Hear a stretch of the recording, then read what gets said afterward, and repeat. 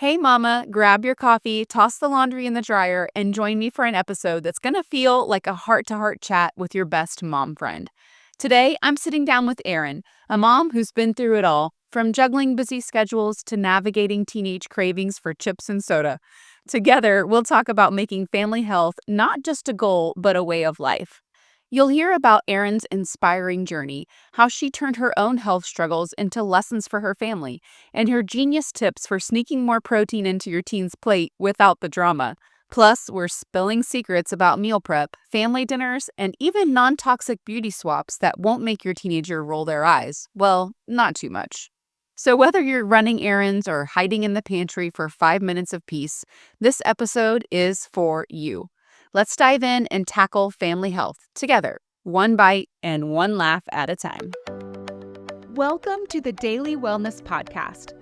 I'm your host, Melissa Meredith. I've led my family on a transformative health journey for over a decade, and now I help other families do the same. This is a place where busy moms can learn about healthy living. I hope that what you learn here helps you feel empowered to take the next step in your family's health journey.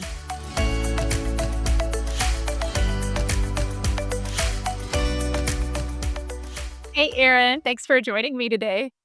Thank you for having me. Yeah, I'm super excited.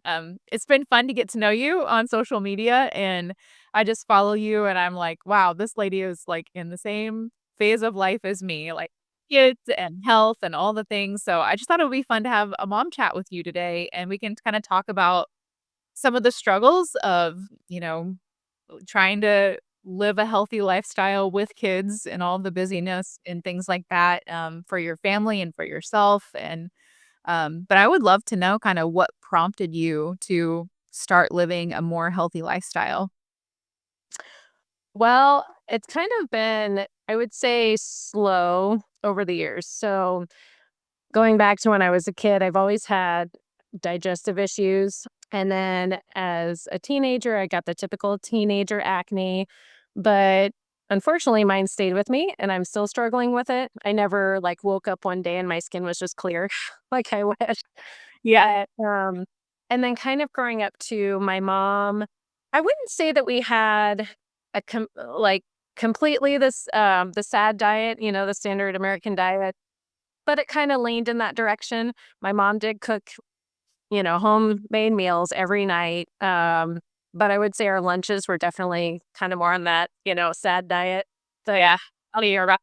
Just yes, the the chips and the pudding and the, little Debbie cakes and, things like that. But I don't entirely blame her. My parents were working and they needed to keep us fed and it was easy. I think things really got kind of going for me.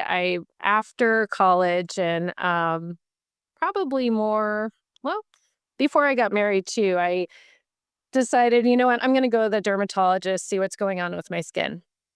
And of course, I was referred to the dermatologist by the, primary care physician because that's, how it works in Western medicine. So and of course, you can imagine what they did. They said, here's some birth control, take that. And I was not good about taking it every day. So you can imagine that kind of screwed some things up too. So I just stopped taking it. Also, told the primary care about my digestive issues as well. And so they sent me to the gastroenterologist. And I went to see him and he said, asked me what am I eating? When am I experiencing problems? And then his his whole answer pretty much in a nutshell was, if it hurts you, don't eat it. Okay. Let's do some food journaling and see what's bothering you and then just don't eat it. But I can't really test for IBS. Mm. Okay. So, all right. So I kind of just carried that with me and I'm still feeling kind of stuck, feeling kind of lost. I just tried to listen to my body when I was having digestive trouble and think, okay, I probably shouldn't eat, say, that heavy cream sauce. I probably shouldn't do that because that doesn't feel too good. Beans have always given me trouble. I shouldn't do that. And then I get married and then I have my own children and I kind of followed what my parents set up for us, which was we have family dinner every night together. We cook at home. We hardly ever go out to eat. So I think I had a pretty good, it was already well established, that part. Maybe I didn't always cook the best things in the way that I do now, but I still think we did pretty good. And a lot of that was also from a financial standpoint. We just couldn't afford to go out and eat. And you just couldn't afford to buy a bunch of these junky things because they're expensive. So, and then let's see, fast forward a little bit more. And now I have kids, 3 kids. My oldest, when he was in second grade, he's a very energetic kid. He's not hyperactive, I would say, but he's energetic. And what boys aren't energetic, a lot of, and kids in general are energetic. I think his teacher just didn't like that. And so I kind of felt like I didn't know what else to do. So I kind of started down the path of having him tested for ADHD. Something in my gut, though, was like, this isn't right. I don't think this is what I should be doing. And so I just kind of abandoned the whole idea and I was like, no, we're going to look at some other things. My mom actually mentioned that she had heard about food coloring could cause some hyperactivity. Okay. And I thought, well, why not? Let's try this out. I didn't fully understand that meant remove it completely every day. You're not going to see an immediate change. I didn't really fully understand that. So, but it did cause me to start looking at ingredient labels. And I was just shocked at how many things have food coloring in it. So it was just kind of another slow progression of like, okay, yeah, that probably shouldn't be in there. I'm not noticing a huge change because you're not going to with one, oh, he didn't have M&Ms today and he's not hyper, right? Must be that, right? Yeah, so fast forward a little bit more. We let's see, my kids are now middle school, getting into high school age. We moved to Seattle. And this is kind of more where the pivotal point comes for me. Like I said, I live in sunny Arizona. We get, 265 days of sunshine a year. And then I moved to Seattle, which is the complete opposite. Just, so many dreary days. And it was an adventure. We were excited to be there. I would say the second winter that we were there, I was not feeling great. And I couldn't quite put my fingers on it, but I was noticing things. I felt like my hair was falling out. My skin wasn't any better. And then I would find myself kind of standing in the middle of our house with my hands in my pockets, just not knowing what to do. I had no desire to do anything.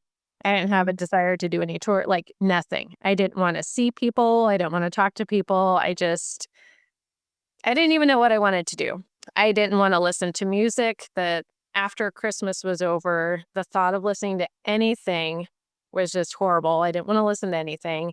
I'd go for walks with my husband and I could not think of one thing to say to him. I wasn't mad. I just had nothing to say. And there were some social events that we were invited to. I really didn't want to go, but I made myself go.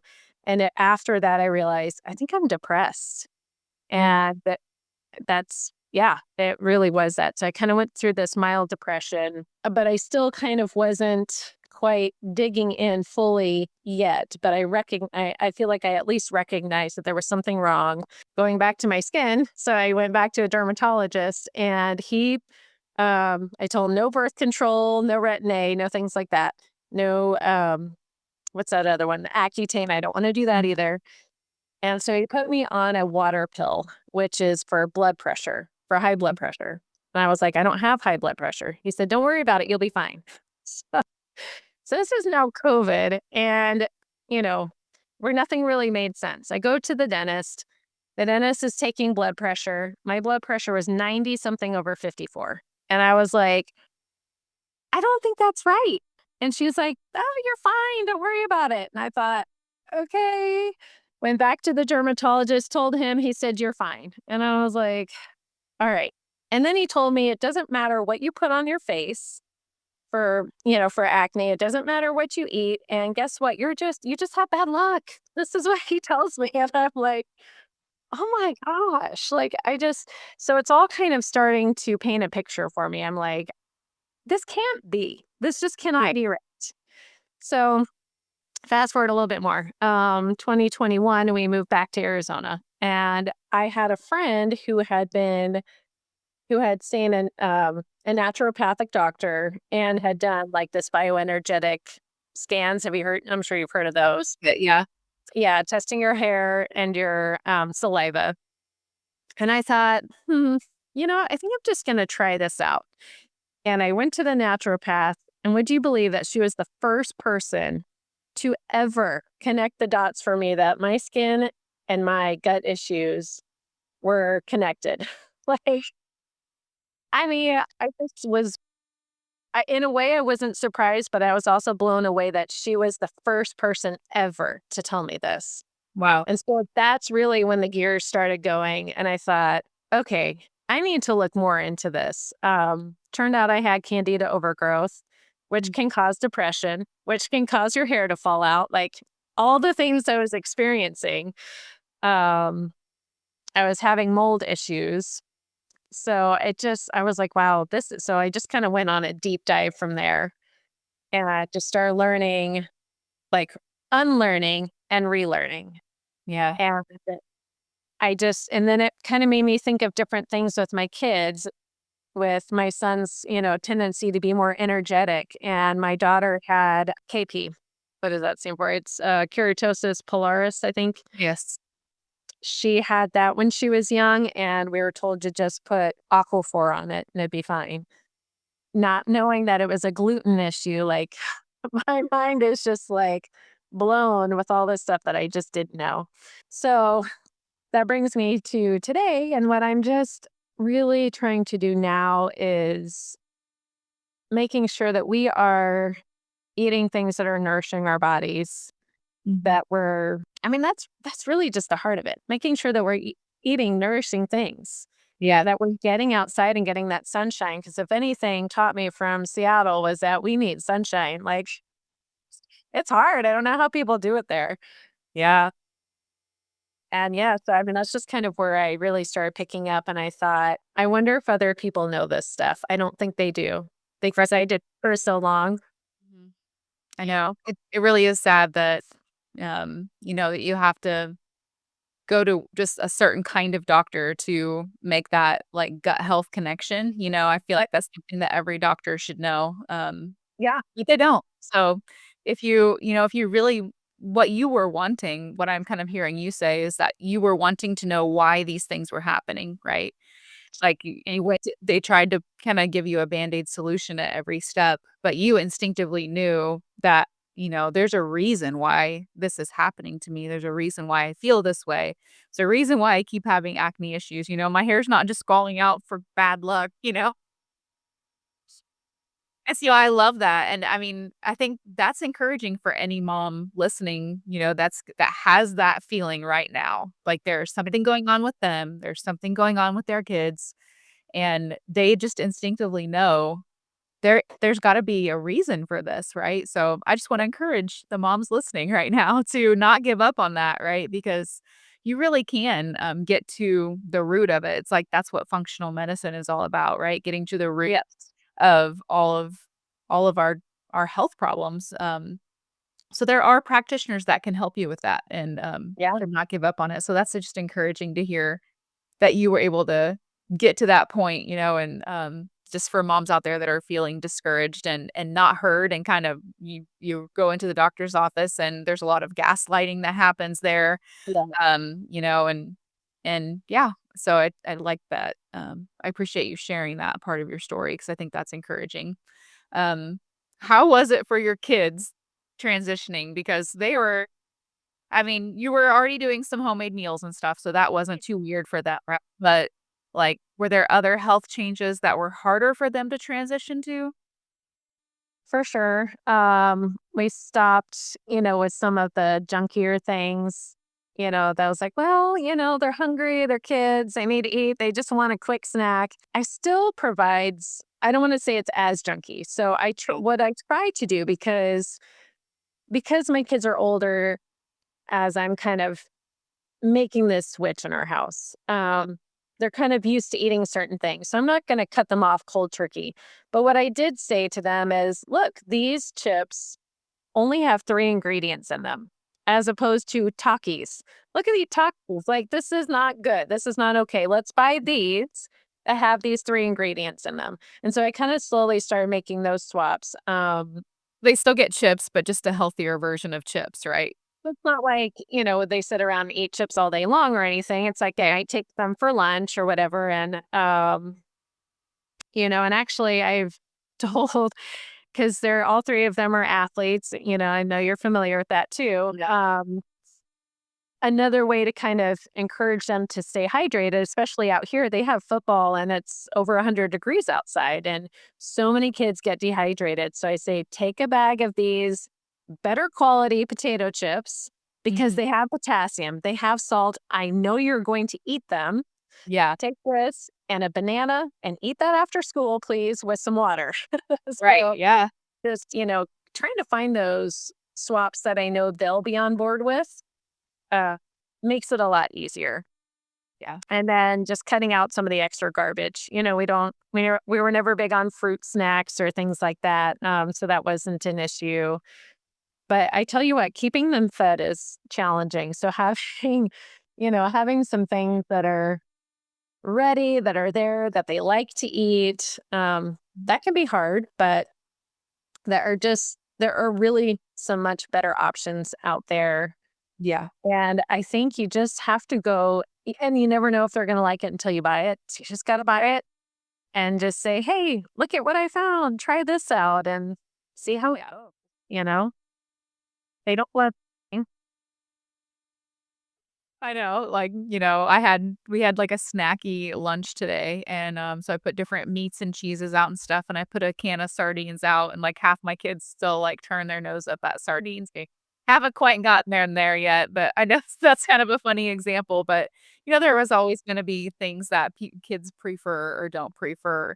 So you really just have to look at like the big picture, right? Like, are they at least 80% like nourishing foods? That's kind of what I try to keep in mind so that I don't get too discouraged if they, don't prefer a food or make a not so great choice while they're not at home. Things like that. But and one thing that you mentioned is really smart. Like I think those transition foods are really helpful for anybody, not just kids, but anybody trying to, move to a more healthy lifestyle. There are pretty much a healthified version of any junk food out there now. Like I think 10 years ago when I started looking for things, it wasn't so much, but now I feel like you can find kind of a healthified version of almost anything. They're not going to be cheap, but if you can afford a few of them, it might help that transition Right. go a little bit smoother. Yeah. And I mean, while those things might be potato chips and better candies and things like that are unnecessary, um, I always say I'd rather spend more money now on good quality food than spend it later on medical bills. Yeah. I had to adopt that a while ago and just make peace that my grocery bill is going to be kind of high. But Yeah, spend money now on your health or spend money later on your medical bill. Yeah. I mean, yeah, but yeah, you're right. There are so many great swaps out there. Soda was another one. Um, my husband and I both grew up with you get 1 can of soda a day. So, I mean, that was back in the 90s and, we didn't understand things back then, but I think that was not bad considering. So I think we kind of followed that with our kids too, but now we've removed the soda and said, but they still like it. So I said, here's Olipop. Why don't you try this? Yeah. I mean, teenagers are hard, right? They are it's such a great age. You can have these deeper conversations with them, but they are so stubborn. So like, but I want my Dr. Pepper. Yeah. I don't know if you found this to be true or not, but I found that when I started switching to more nourishing foods, so at meal times, making sure that they had like good quality protein and fat and carbs and, really trying to get those nutrient dense foods right into Yeah. their body. And I felt like they actually wanted less snacks in general, so it kinda helped a little bit. Yes, it really did. Funny enough, my oldest son went away to college this summer, and now I have so much food in the house, and I'm like, "Do you guys not eat?" but but I think you're busy just still have all these bananas here. Why do we still have, Um, but I think you're absolutely right that when they are filled up with some good nutrient dense foods, proteins, fats, carbs, they don't need to snack so much. And my other two, they don't snack a whole. They have some snacks, but not, yeah, not that much. Yeah. So I think you're right. How's it been with your husband? Has he bought into it and, embraced all the healthy changes? Yeah, he's been a pretty big supporter of me. He listens to me, yap and yap on our walks. Guess what I learned today? He's pretty on board with it. I think he was never a big snacker, so that part didn't bother him too much. He hasn't missed soda. He does drink a beer or two during the week. That's about it. So I'm not gonna. He's his own person, and I can't force him to do anything. So I'm not gonna say, "Hey, you need to stop." Um, but I don't think one or two is, the end of the world either. Yeah. I think it's awesome. I mean, that's pretty good. It's hard for wives and moms a lot of the times, not just with their kids, but also with their husbands, trying to get them to get on board and not bring the junk food into the house. Right, right. And I'm think lucky for, well, say lucky for him. I love to cook, but no, and lucky for me, he's not a picky eater. He grew up too, kind of similar to me. You ate what you were given, and that Mhm. that was it. So, he's not a picky eater, and I'm not a picky eater. So, I think that was also really helpful. And he was never a huge snacker either. So, I think that kind of helped as well because it's those snacks that really get in the way. Yeah, Think, it is. yeah. You talked about having, like, some deeper conversations now that your kids are older and stuff. Do you guys try to have conversations about health? Do you try to kind of clue them in on why you're making some of the changes that you are? We do, and sometimes I wonder if we should a little bit more, but, I think as you know too, teenagers will only listen for so long, and then I get either annoyed or like, "Oh, here you are talking about health again, mom, geez." Um, but to all you moms out there, they are listening. I promise you they are listening. Even when you think they're annoyed and they don't wanna hear it anymore, they are listening. Um But I don't know if it's the right or wrong thing, but usually when a bigger thing comes up in our community, unfortunately, we've had two teenage boys, one who went to high school with my son. Actually, I think he just graduated. Um, he had, he fought and survived colon cancer, but he was 17, 16 at the time. It, um, Another young man who didn't go to the school, but we knew him. He unfortunately passed away from testicular cancer. Mm. And so I bring up those things with the kids and we talk about that because I'm like, that is not normal.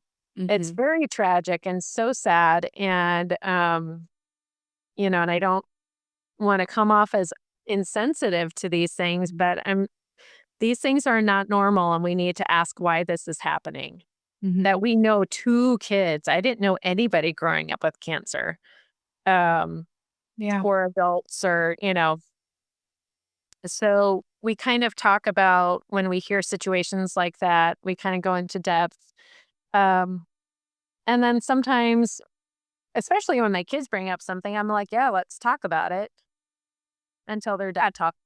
Until they don't. Well, it helps when they have, like, a felt need. So, someone around them is sick and they kinda wanna understand what's going on with them, or they have an issue like acne or painful periods or, dehydration or Yeah. low energy, or can't focus, right? So anytime that they have something like that, that's what I always try to latch onto. I was like, "Oh, well, why do you think that is?" Like, you feel it right now. You feel something going on with your body. So let's like seize the moment and talk about what's going on? Yeah. Because teenagers, I think they need things to be tangible. Mhm. I think in a way, and I remember kind of thinking the same thing. They almost have this feeling of being invincible. Mhm. That'll never happen to me. That'll never happen. It doesn't matter what I do, that'll never happen to me. And when they can have those tangible things, then they can really understand. Um, my daughter went through, let's say, I think it was her sophomore year that she was having a lot of dizzy spells and she was fainting. And I was like, gosh, you're probably dehydrated, things like that. But I took her to the naturopath and turns out she was really low on iron. And so it was just, that was so much more tangible for her to understand, that we need to be eating, plenty of meat. We need to be eating those things with iron in them and not just supplementing with a pill. But we need to make sure that you're focusing on eating those things. And it's gone so much better now. Good.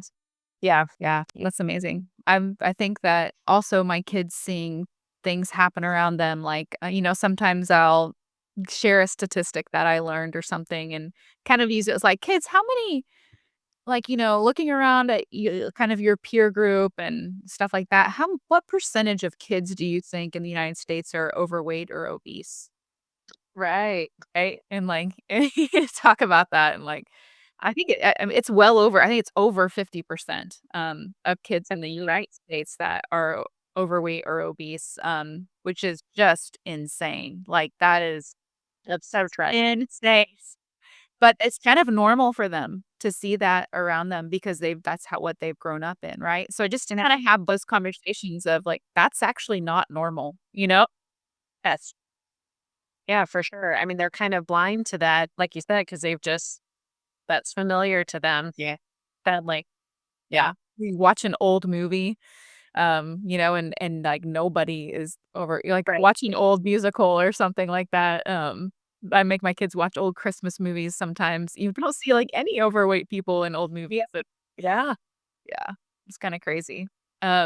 What hard parts do you think are, like, hard for you as a mom when it comes to, like, helping your family be healthy?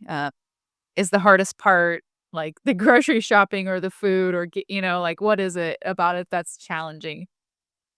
I think the hardest part, gosh, well, I think one of the hard things is the personal care stuff Mm, because they see other people using things and they want to use it too. And I guess one thing that's kind of worked in my favor, my daughter has really sensitive skin, so she cannot use a lot of those things that the average teenage girl uses. right, Blessing in disguise. We still got to work on her sensitivity, but right. it's kind of a blessing in disguise. But it's hard when she's given coupons to Bath and Body Works, and I'm like, no, Yeah. and but she wants to go and buy that stuff because that's what people buy. And so I think that's one of the harder things. And then same with the boys. I don't know what it is with them having to smell like, casinos, but The cologne and the, body sprays and the deodorant and even the guy hair stuff, like, cause I don't know, I have one son that's, like, all into his hair, and even a lot of that just has this such a strong smell to it. oh, it does. Yeah. Yeah. And yeah. So I think when I say let's try to find something that's, you know, maybe better for us, that's when I get the mocking voice, oh, it's gotta be healthy, I'm like, guys, So sometimes instead of, and again, I don't know if this is the right way to do it, but sometimes instead of talking to him about it, I just go and find something and I'm just like, here, try this. Sounds good. This, could work well on your hair, I think. And I think that can kind of win them over if I don't present it as this is non-toxic. That's right. You know, they're funny, right? They're funny. I think the market is catching up. We're getting more and more personal care options that are Yes. kind of like what everybody else uses, I think, like, in the Right. girls, you can definitely find, like, great quality makeup and, hair care and, Yeah. lotions and stuff like that that are all non-toxic, so that's really great. I don't know, I don't think it's so great for guys yet, um, yeah, hopefully we'll get there. I don't think so. I know because like you said, I have a son who was using the pomade stuff too, and it's like, gosh, I can't find anything. I know, But it's hard. you just gotta do the best you can. So Yeah. What are your tips for, like, really prioritizing health as a busy family? Like, what has made it possible for you guys with all the sports and running around with kids and all the things? planning ahead. Mhm. On Sundays, we tend to talk about what we have coming up that week. I make a dinner menu for the week, and then I do my grocery shopping once a week, so I don't have to worry about it for the rest of the week. And then just having that plan and sticking to it, because my thought is, if I'm going to go buy all these groceries, I'm not going to waste those and go out to eat. Right? I want to eat this. I want to use up what I just paid for because groceries aren't cheap either. Right. So, that's kind of the biggest thing is just planning, knowing what you have going on, and then how can you work in and around that. If, like I said, I think it's important for families, teenagers, kids to have those dinners together. If that means that you have to wait until 9 o'clock at night after sports are done and everybody's home and can be together, then maybe that's what you have to do. I don't know. Or 4:30 works better to have dinner together before you go off to all these sporting things, then do that. There was even a season when my kids were younger and all three of them were playing Little League. Oh, and my husband was helping coach. I literally packed our dinner every single night and brought our bull cats to the park. So week we were there. Oh my gosh. But I was determined. I'm like, we are not going to go out to eat just because we're busy. And I don't want to eat at 10 o'clock at night. So guess what? We're all at the park. We're going to eat at the park. That's inspiring, because I know that takes a lot of work and takes a lot of planning, but it really can save you a lot of money, and it helps, like, everything. It helps your kids' behavior through the week. It Yeah. helps, like, your grocery budget. I mean, it really helps everything. It helps them do better in school, It's just like the impact is huge. Right.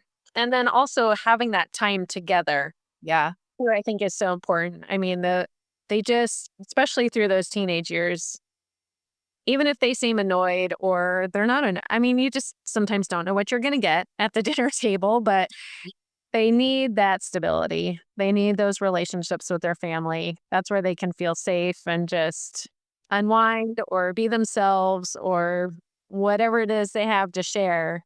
So, whether that's at the ballpark or at a game or at home at 9 o'clock, whatever it is, as long as they have that part of having those nourishing dinners, that's also nourishing to them. It yeah, that's what I was thinking, like, it's not, if you're thinking about holistic health, it's not even about what's on the table all the time, That's not even really the most important thing is your relationships, Yes. It's like food brings us together, so that we can form those healthy relationships. Right. Yeah, Exactly. Yeah. I love that. Well, kudos to you for being so dedicated to that, because that's gonna benefit your kids for their entire life, having that foundation of health and healthy relationships, and then having that model of, like, "Okay, this is what I'm gonna do with my family," Yeah. Yeah. Yeah. I think you're right. I think as long as, just like I kind of followed the example that was set for me, I hope that they'll do the same, Exactly. Yeah. for their own families. It's a legacy of health. That's kinda one thing I talk about, it's my big dream is, to leave my kids a legacy of health so that they can do what God has called them to do with their lives and, go on and have healthy families, what you were talking about your kids kind of, laughing at some of your health talk or whatever, so my boys, if they ever go back and listen to this episode, they will probably kill me, but One thing that is really funny that I talk about with my boys, so in in the United States, there's a huge, like, fertility crisis right now, right? So, I mean, um, for men and women are both, Yeah. struggling, and, so it's not just the women that are struggling to get pregnant, but it's men, their sperm count and their testosterone and things like that. Their hormones are a wreck as well. So, I talk about that sometimes with my kids, and of course, they think that's just so embarrassing. Um, and so tell them I'll do certain things. They're like, "Mom, why do we have to do this?" And I'll be like, "It's because I want grandchildren in the future."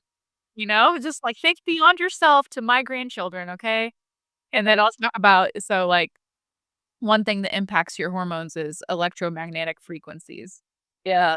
And they'll sit there with like a laptop like right on their lap. And so instead of calling them electromagnetic frequencies, we'll call them testicle magnetic frequencies. Well, and see how you say it's like you're getting too much EMF exposure right now. Can you please, like move your laptop? Well, they're like, Mom. Well, I've had a similar conversation, and my daughter's boyfriend, even when he's here, I'm like, stop putting your phone in your pocket. It's right next to toys, and that's not okay for them. So we're like, Edwards for this like my future grandchildren. exactly. I know. Yeah, they don't want to hear it, but just know that. But they are, they do, and they come back and they surprise you. My daughter last night. Hey, mom, guess what I just learned? What'd you learn? She said, did you know that if you eat papaya seeds, that can help you get rid of parasites? And I'm like, I do know that, but that's so cool that, that you're learning about this. Actually, she follows you too. So that's awesome. Yeah. Yeah. I'm like, this is great that they're, yeah, it's going to take a while. They're not going to, they just have to find their own way. And Yeah. my youngest son has oh, go ahead.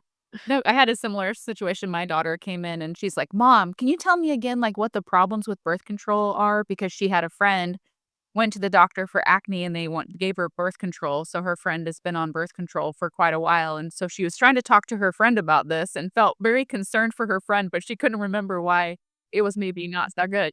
So, they are like it clicked for her. It's like, oh, I remember something that mom said. Yeah. Yeah. They are listening. They are. And they'll retain things. And then later on, it'll at least get them to ask questions or think twice about something. So, What do you hope that your kids carry into their adult lives as far as kind of health and wellness stuff? yeah. um, I think kind of the big things. Make sure that you're nourishing your body. Mm. Make sure that you're being active in some way. Don't just lay around all day. Be active. And luckily they've kind of been active their whole lives. So hopefully that will stay ingrained in them.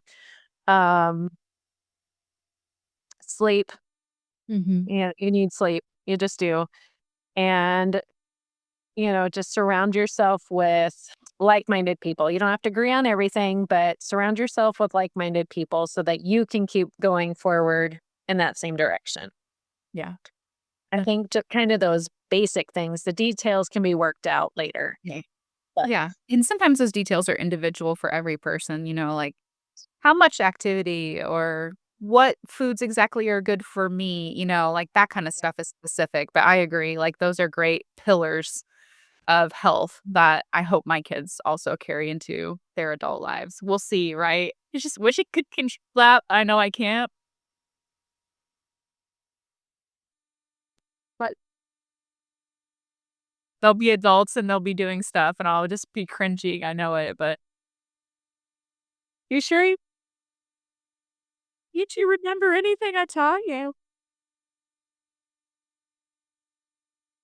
What advice would you give to moms just to, like, help keep them motivated, in kind of pursuing health for their family? I would say just slow and steady wins the race. You don't have to all of a sudden, yesterday we were unhealthy, today we're healthy and we're going to do everything healthy. It's too hard. It's too overwhelming.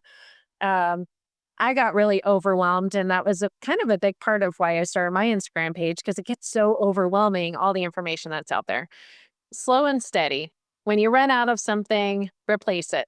And maybe plan ahead of time and research what you're going to replace it with so that you're not caught without your all purpose cleaner and you really need it and you don't know what to get, but I got to buy it. So I'm just going to buy the same thing.